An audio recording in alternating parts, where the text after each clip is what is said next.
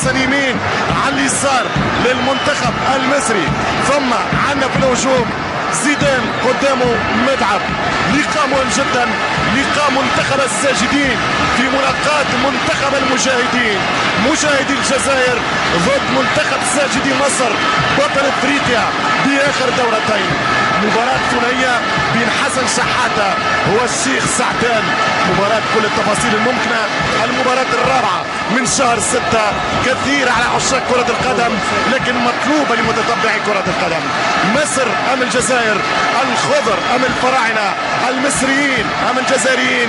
مباراة ستنطلق في قادم اللحظات على إيقاعات من سنسهر الليلة بأي الأفراح يا حضري هذا المساء، إيقاعات السمسمية المصرية أو على رتم الراي الجزائري، رتم وهران اللي يقول لك فيها الشاب نومي في أحد أغانيه ماني ناسي عنابة الغالية صمتينا وستيف العالية، جزائر وهران الباهية. ممكن يقابلوا محمد منير في أغنية وفي أغاني وطنية، أو على الأقل مشربش من نيلها للمطربة شيرين. بين هذا وذاك سنصل الدقيقة 20 50 60 90 مؤكد ل 120 في علم الغيب. ركلات الترجيح انت تحسم يا متعب من جانب وغزال من جانب اخر. لقاء المرتقب سينطلق في قادم اللحظات بمعطيات رقمية بمؤشرات التاريخ تخدم صالح وضد مصالح ثاني. هي التاريخ الذي يقول اخر خسارة للمصريين في الكان كان مع محسن صالح في سوسة الأولمبيا 2004. نعم من زمن للمصريين لم يقدر عليهم ولا واحد في افريقيا في كاس افريقيا الكان 2004. كان 2-1 من الجزائر، سجل حسيناشيو هدف الفوز على طريقة الكبار في سلالوم تاريخي في الدقيقة 87 ب 2-1. المصريين يقولوا من يومها ما خسرناش، ولا واحد قدر علينا، ولا واحد قرب منا، ولا واحد تمكن منا، ولا واحد عدانا. سنرى مباراة اليوم بمعطيات الارقام ايضا يا خضر. الجزائر لا تخسر من مصر خارج الديار، لا تخسر من مصر في ارض الحياد، واليوم نحن محايدين. وصدقوني وستاتي الكاميرا على الصورة علم تونس في الجانب الايمن مع المصريين، واشاهد النجمة والهلال ايضا علم تونس مع الجزائريين. كلنا اشقاء، كلنا اخوان. هذا المساء 90 دقيقة ما تخلفش، ما تغطيش، ما تنسيش، مغير تاريخ للخضرة والجزائر في كرة القدم. العودة بعد غياب بعد 20 سنة من عام 90. اشبال كرمالي تمشي كرة منتخب الجزائري، كرة بعيدة، اوه ممتازة جدا، قريبة جدا مصري، وكلهم تصفيق بعد نهايته. المحمدي هي بداية، المحمدي خطيرة عرضية للمصريين، كرة صعبة، الكرة للمحمدي حسن والكرة للعمدة متعب، يمشي الكرة المحمدي يوزع كرة خطيرة، اوه ركنية، الركنية الأولى في المباراة، كورنير يوزع كرة بالحاج على القائم الثاني، الرصية الدفاع، التسديدة مطمور، تاهت من كريم، ضاعت المصريين. يتقدم مجيد، الماجيكي يسدد، اوه على كرة قريبة، اوه على الكرات، اوه على المباراة. نعم انفخ يا حضري، انها مباراة قمة، مباراة اللياقة، مباراة الاصرار، في كلمة مباراة الرجال بين منتخب الساجدين ومنتخب المجاهدين. حاول يتصدى الكرة لزيدان، زيدان راسية، اوه المصريين اقتربوا بكرة ثابتة من كورنر. ركنية أخرى من زيدان يلعبوها 1-2، زيدان ومتعب، متعب زيدان، يمشي زيدان، كرة ممتازة، فتحي يضرب مليح، فتحي يحاول يسدد، لا يوسع، كرة طويلة، الشوشي فوزي اللي بدأ الرطوبة فوق 80%، الراسية لا ممتاز موجود الحضري. ما دام لمصر هذا الصد، ما دام علو كرة مصر بهذا الاسم عصام الحضري، لأنه 2010 يقولون في كواليس الكاف مع راسية للفريق الجزائري أنها ستكون لكوليبالي كومان حكم مالي. تمشي كرة مرة أخرى، التوزيعة، الراسية رجعت بالدفاع، بوقرة لن يكرر بهذه اللقطة كرة المباراة السابقة ضد الأفيال، مسات الخطورة، الصعوبة، والكرة تخرج من دفاعات مصر من حسني عبد ربه. خطيرة الكرة الثابتة، اتفقنا منذ البداية أن الكرة الثابتة سلاح الفريقين، خطيرة الراسية، يخرج في الفارغ لكن الحكم يقول له عندك كرة يا الشوشي. ربه ممتازة، ما فيش تسلل، زيدان يعطي كرة المتعب، متعب يسدد، مش ممكن، اوه الشوشي على بعد امتار، المصري هنا ارتفع بلحظة وقفز كأنها كرة 1-0. وهنا أيضا الإخوان من الجزائر وقفوا تشجيعا وتمجيد جديد للشاوشي. كرة 1-0 يسخن الشاوشي برا. ضربة مرمى للمنتخب المصري. 28 دقيقة لعب في الشوط الأول. أحلى كرة، أتقن كرة متاع ملاعبي وهداف بالفترة متعب نيجيريا. تمشي كرة المنتخب الجزائري، كرة ثابتة خطيرة برشا والراسية كانت لكن خطأ. أجل المجموعة غزال، كرة خطيرة في العمر متعب. اسماعيلي حاليا بالاهلي بالناسيونال نتاع الكايرو يسدد كرة ومتعب يوصل متاخر. من الوصول المتاخر على الميعاد يا عمده. عندما تتاخر على الموعد يا عمده. المتعب لم يصل لكرة معوض. اول مرة من سيد معوض في كرة لا تعوض، ولكن حتما ستعود. بالنسبة للهجوم المصري الخطير جدا بامكانه ان يخلق اكثر من هذا السيناريو واكثر من هذه الكرات. بينما يخطأ حلاش يمشي العمدة يدخل متعب خطير جدا متعب وضربة جزاء لمصر. ضربة جزاء للمنتخب المصري. ركلة جزاء للفراعنة. انطلاقة المتعب. كرة العمدة. كرة ولد متعب. كرة ابن متعب. كرة ولد الحاج متعب. تخلق كرة. جيب فرصة هي الأغلى. الكرة الأخطر أخطأ الحلاش ولم يخطأ متعب. قطار متعب يمر من هنا والحضر يقول يا الله على مباراة الآن تبدأ الآن في كرة بين الشاوشي ومن يتقدم يدخل والكرة أمامكم. حذر اوراقك يا شريف يا كابتن جمال. الكرة امامكم ركبة في ركبة راجل مع راجل والصافرة تقول بينالتي. ضربة جزاء للمنتخب المصري. لاعب الاهلي بدبي يقولون سيكون في الاهلي القاهري يتقدم يسدد ويسجل الجول. 1-0 لمنتخب مصر. 1-0 للفريق المصري. اي هدوء يا ولد اي كرة يا نجم. 1-0 من حسني عبد ربه في دقيقة 38.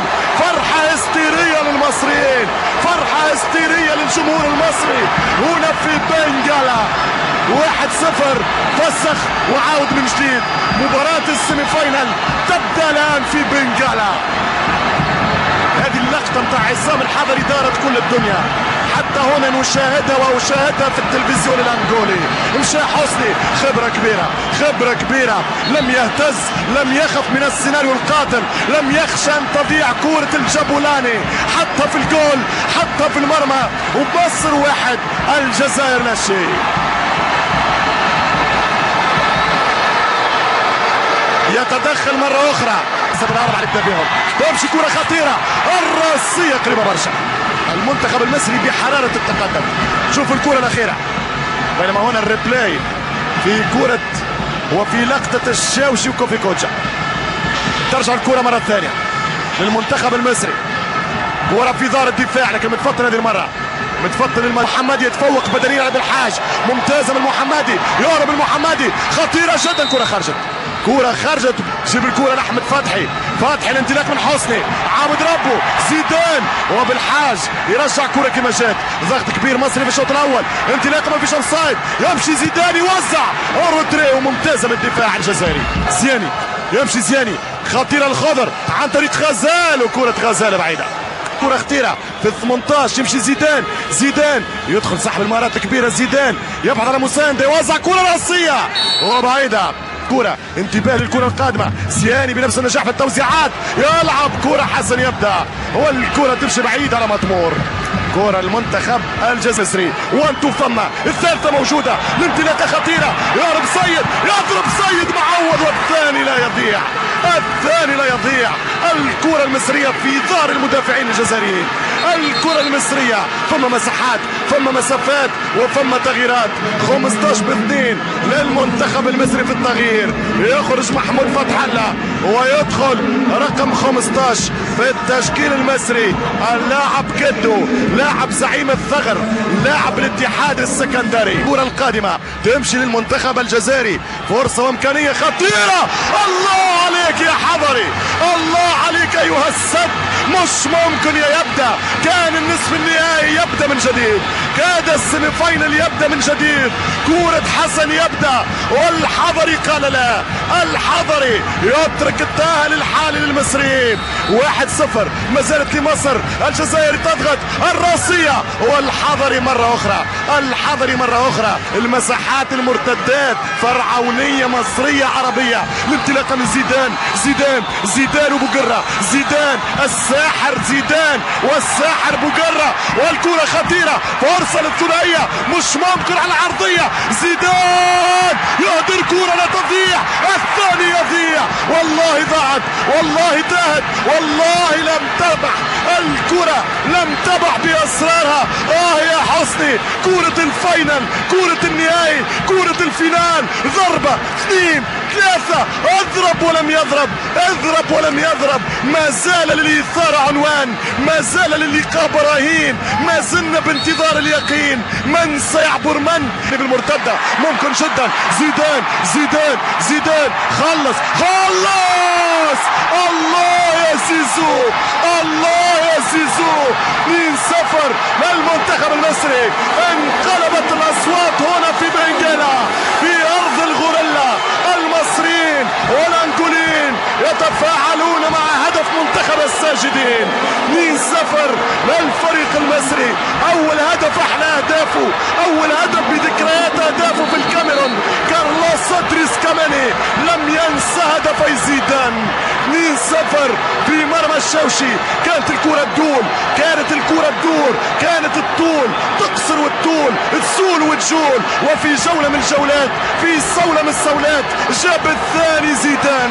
2 مصر 0 منتخب الجزائر. شوف الكرة، شوف على 15 متر، شوف وين ركنها، شوف وين حطها. ملاعب يا زيدان، ملاعب يا زيدان. إذا 2-0. كرة الجابولاني تختار المصريين للثاني مرة. هدف متاع لاعب كبير غير عادي، غير اعتيادي. ضرب كرة وسجل، والحضري يفرح بالثاني، بالثنائية. هنا دور الحضري زياني، والتوسيعة والدفاع. شوف الجزائريين يضغطوا ويلعبوا ب9 لاعبين، مش ممكن على هذه الجرينتا. حسني جيب الكرة، حسام غالي، طبعا ثم مساحات، انطلاقه من حسن، احمد حسن يلعب كوره ويضيع الهدف الثالث، يضيع الهدف الثالث احمد حسن. فرصه للهدف الثالث من الجانب المصري. كوره كانت خطيره جدا في طريق الشوشي. ربع ساعه لنهايه المباراه. طبعا ثم مسألة ممكن الطربوش او القبعه الاوروبيه. برافو الاتحاد المصري اللي راهن على شحاته، وممتاز حسن اللي كان في مستوى المسؤوليه والثقه. الفريق المصري عن طريق زيدان كره خطيره، يمشي عبد الشافي ويسجل الهدف الثالث. الهدف الثالث من البديل الجديد من عبد الشافي.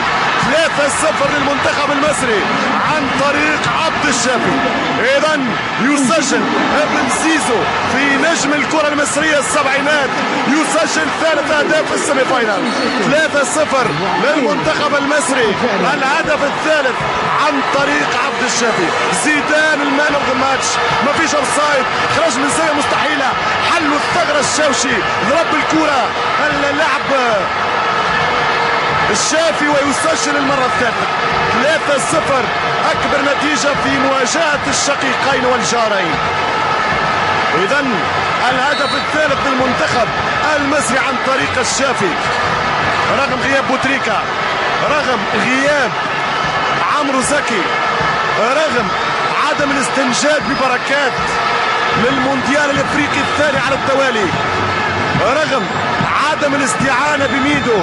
يعرف ايش يعمل شحاته، يعرف ايش يحط لها شحاته.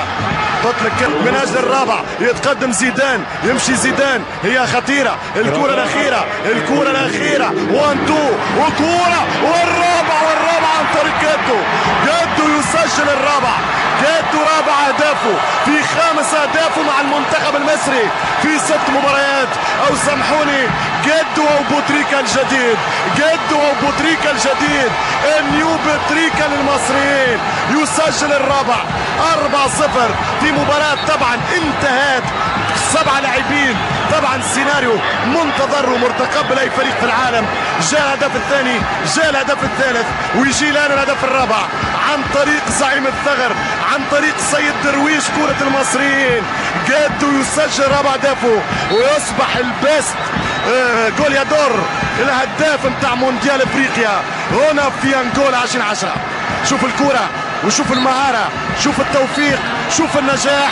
مبروك للمنتخب المصري، حظ اوفر للمنتخب العربي الجزائري. اذا هكذا اصدقائي المشاهدين على مدى ساعة ونصف، على مدى لقاء مثير، على مدى لقاء شفنا فيه كل شيء. تغيرت الامور في الدقيقة 32 اقصاء